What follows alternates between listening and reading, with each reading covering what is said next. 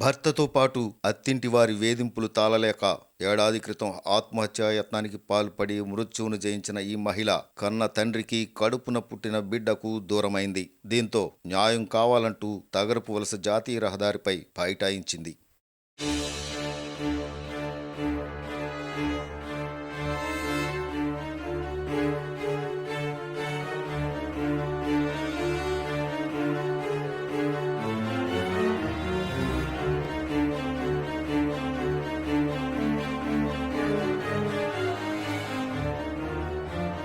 విశాఖ జిల్లా భీమిలి మండలం టీ నగర్ పాలెనికి చెందిన బొట్ట యామినికి భీమిలి పరిధి సంగివలస గ్రామానికి చెందిన అక్రమాని చంద్రశేఖర్తో 6 ఏళ్ల క్రితం పెద్దల సమక్షంలో వివాహం జరిగింది.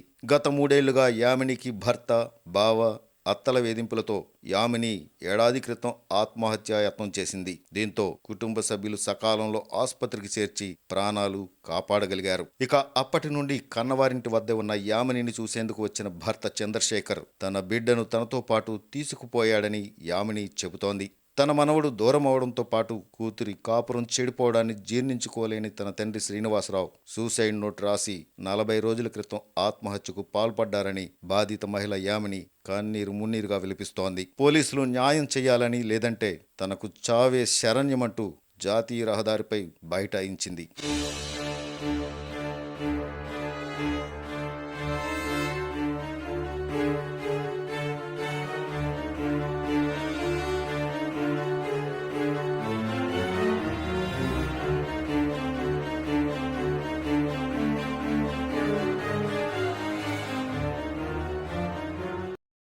నాకు 2020 ఆగస్టు 7న అక్రమాని చంద్రశేఖర్తో పెళ్లి జరగడం జరిగింది.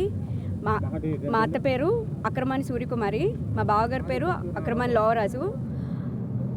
నాకు పెళ్ళైనప్పటి నుంచి నన్ను చాలా ఇబ్బంది పెట్టారు, శారీరకంగా, మానసికంగా. కానీ నేను ఏ రోజు బయటపెట్టలేదు. ఎప్పటికైనా ఆడపిల్ల జీవితం కదా, సర్దుకొని వెళ్ళిపోవాలి అని అనుకున్నాను. ఈ టార్చర్ నేను భరించలేక, ఈ హరాస్మెంట్ భరించలేక నేను 2024 జనవరి 1న నేను సూసైడ్ చేసుకున్నాను. అప్పుడు నేను దేవుడి దయ వల్ల నేను మెడికల్ హాస్పిటల్లో ట్రీట్మెంట్ తీసుకొని నేను బయటపడ్డాను. అప్పటి నుంచి నేను మా అమ్మగారి ఇంటి దగ్గర ఉన్నాను. నన్ను ఎప్పుడు ఏంటంటే నా పెళ్ళైనప్పటి నుంచి, నా బిడ్డ పుట్టిన తర్వాత నుంచి నా బిడ్డని నన్ను వేరు చేసి నన్ను మానసికంగా చాలా ఇబ్బంది పెట్టారు. శారీరకంగా కొట్టేవారు, చార్జర్తో కొట్టేవారు, బెల్ట్తో కొట్టేవారు, కాలుతో తన్నేవారు. మా నాన్నగారు చాలా ఇబ్బంది పెట్టారు వాళ్ళు. మా ఇంటికి వచ్చి నేను మా అమ్మగారి ఇంటి దగ్గర నేను ఉన్నా కూడా నన్ను 3-4 సార్లు ఇంటికి వచ్చి కొట్టారు. మా అమ్మని కొట్టారు, విచక్షణ రహితంగా కొట్టారు మా అమ్మని. ఆ తర్వాత మా తమ్ముడిని కూడా చాలా ఇబ్బంది పెట్టారు, బయట రోడ్ల మీద అక్కడ చాలా ఇబ్బంది పెట్టారు.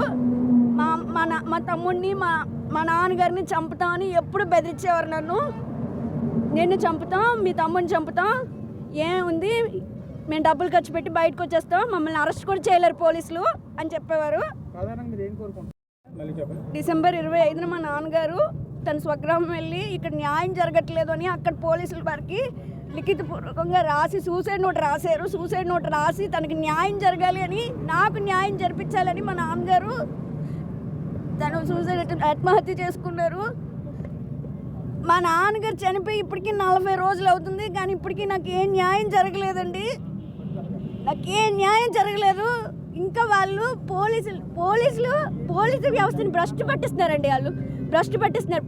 పోలీసులు నన్ను అరెస్ట్ చేయలేరు అని ఆవిడ చెప్పిన శపథాన్ని ఆవిడ నిరూపించుకుంది. ఇప్పటికీ వాళ్ళకి బెయిల్ వచ్చిందని చెప్తున్నారండి. ఇప్పుడు పోలీసులు ఎలా అయినా నా మీద దయచి మా నాన్నగారు ఆత్మశాంతి చేకూర్చేటట్టు వాళ్ళని అరెస్ట్ చేయండి. బాబు నాకు అప్పగించండి. నేను చూసి 8 నెలలు అయింది నా కొడుకుని. 8 నెలలు అయింది నా కొడుకుని చూసి. నేను చూడడానికి కూడా పనికిరాను నా కొడుకుని. మీకు ఎంత డబ్బుంటే ఇలాంటి పని చేస్తారు ఎవరైనా?